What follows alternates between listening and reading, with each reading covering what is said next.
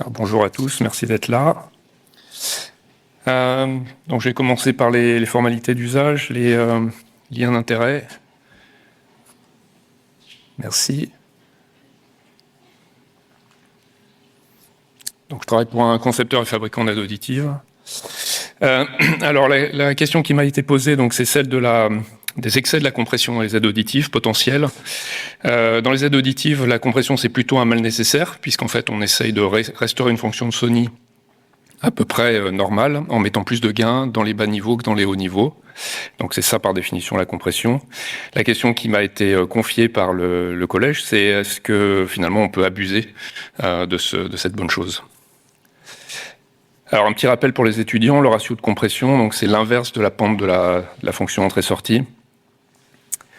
Donc j'ai illustré ici différents ratios de compression allant de 1, donc linéaire, jusqu'à infini écrêtage, quasiment plus utilisé à ce jour, je pense, dans les aides auditives, même dans les niveaux les plus élevés.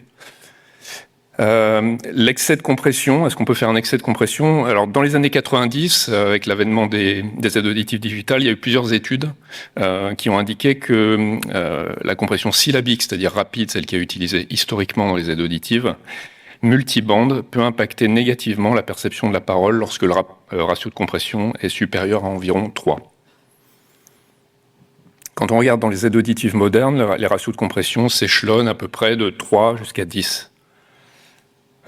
Mais de quel type de compression est-ce qu'on parle ici? Il faut bien distinguer en fait deux grandes catégories de compression sur la base de la vitesse, donc des constantes de temps. Une compression rapide, que j'ai illustrée en bas, où on voit que le gain fluctue, c'est la ligne en continu, rapidement avec les fluctuations du niveau d'entrée, alors que sur les compressions lentes, on voit que le gain a tendance à se stabiliser.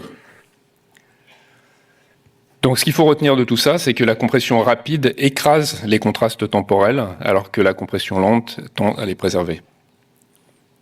Alors maintenant, on vient imaginer que cette compression, elle est appliquée dans de multiples canaux fréquentiels d'une aide auditive moderne qui a généralement plusieurs canaux. Et ce qui se passe, c'est que si on l'applique de façon indépendante dans chaque canal, on peut potentiellement réduire les contrastes spectraux parce que finalement, on amplifie plus les vallées que les pics. Alors la question qui a été posée, donc on y arrive avec armé de ces concepts, donc dégrade-t-elle l'intelligibilité dans le bruit? Et la réponse, quand on regarde dans la littérature, elle est compliquée. En fait, il y a des études qui indiquent que oui, des études qui indiquent que non, voire même elle améliore l'intelligibilité dans le bruit, cette compression rapide, et d'autres qui disent que ça dépend. Ce que je veux dire par là, c'est qu'au sein d'une même étude, on peut avoir des résultats positifs dans certaines conditions et des résultats négatifs dans d'autres. Alors c'est sans surprise, évidemment, je ne vais pas pouvoir rentrer dans le détail là en 8 minutes, mais en fait, comme nous le disent Naylor et Johannesson déjà depuis un certain temps, forcément qu'on doit s'attendre à ça, puisque les détails comptent, les conditions qu'on teste, quels auditeurs on prend, etc., etc. Alors, je ne vais pas pouvoir rentrer dans le détail, mais je voulais prendre un exemple d'une étude récente, 2022, c'est pas trop vieux, dans laquelle les auteurs ont fait un test d'intelligibilité dans le bruit. Donc, ils ont mesuré le SRT, le seuil à 50%, seuil de réception de la parole. Et ils ont également utilisé une méthode qui devient populaire, chez fabricants notamment, qui est cette méthode de Hagerman, qui permet de mesurer la dégradation du rapport signal-sur-bruit en sortie d'aide auditive. Mais c'est une mesure purement électroacoustique qui ne corrèle pas forcément toujours très bien avec les mesures perceptives. Et ce qu'ils ont trouvé, c'est qu'en gros, dans un bruit aspect de parole, speech shape noise en anglais, il y a une dégradation du RSB avec Hagerman. Il n'y a pas d'effet significatif sur le SRT, pas d'amélioration. Ils prennent des bruits réalistes chez les mêmes sujets ou patients, et ils observent une amélioration du RSB avec Hagerman et une amélioration du SRT. Donc, pour rendre ça plus concret pour vous, imaginez vous avez un patient lambda, vous faites le test favori, mettons Framatrix, dans un bruit speech shape noise stationnaire, pas de bénéfice. Vous faites le même test chez le même patient avec un signal Framatrix, un bruit de restaurant, et vous avez un bénéfice. En gros, c'est ce que ça veut dire, leur étude. Alors, pourquoi la compression peut-elle être bénéfique dans un bruit et délétère dans un autre, chez un même individu? Eh bien, déjà, il y a une partie de ce que je vous ai montré avant qui s'applique ici, c'est-à-dire qu'en gros, en fait, quand on a du bruit dans les vallées, on remonte le bruit plus que le signal dans ces bandes-là, et du coup, on va dégrader le rapport signal sur bruit, ça c'est relativement intuitif. Et si on regarde ce qui se passe dans le domaine temporel, si on a un bruit stationnaire dans le cas d'en haut et qu'on a des pics de parole qui émergent, on va finalement moins amplifier la parole que le bruit, donc on dégrade le rapport signal sur bruit.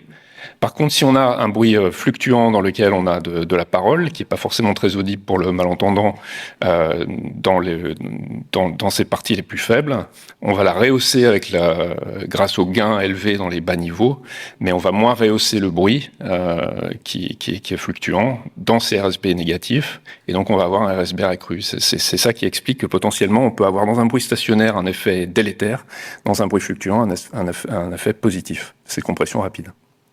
Alors, j'en conclus avec les implications pratiques.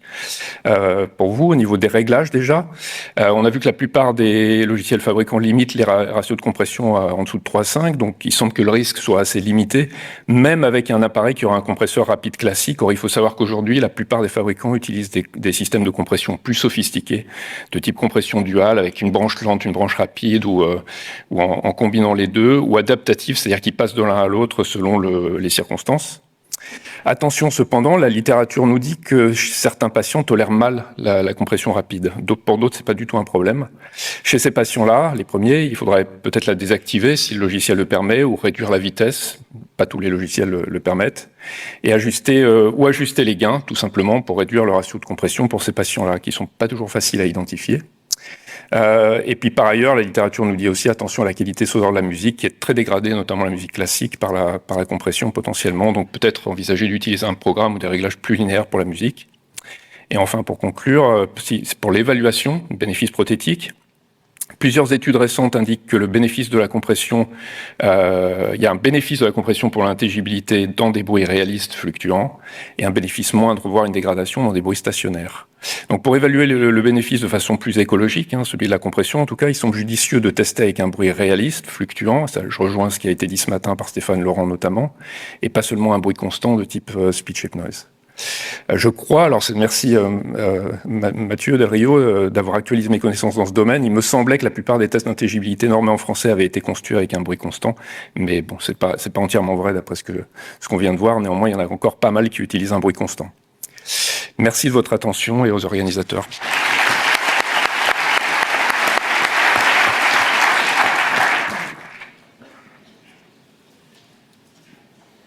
Alors, oui, une question peut-être pour Christophe. Il y a souvent dans l'imaginaire populaire ou non populaire d'ailleurs une confusion entre la compression temporelle et voilà, la compression des variations de la dynamique. Par exemple, sur un morceau de musique, est-ce que tu peux éclairer un peu Pardon, je suis pas sûr, j'ai pas tout entendu, je suis pas sûr d'avoir compris entièrement la question. Donc la question, c'est il y a souvent une confusion dans l'imaginaire populaire entre compression temporelle, par exemple d'un morceau musical, et compression des variations d'intensité et donc tout à fait. d'amplitude. C'est ce que j'ai montré avec la compression. Je crois que la distinction, elle se fait sur la constante de temps de compression, donc la vitesse de compression. Une compression rapide, c'est un peu ce qu'a montré Paul, va vraiment écraser le signal sur l'amplitude instantanée, la structure fine. Une compression lente va jouer plutôt comme un régulateur de gain au cours du temps et ajuster le signal dans la gamme dynamique du patient. Très bien. Sans écraser l'enveloppe temporelle. D'accord. Merci pour la précision. Merci.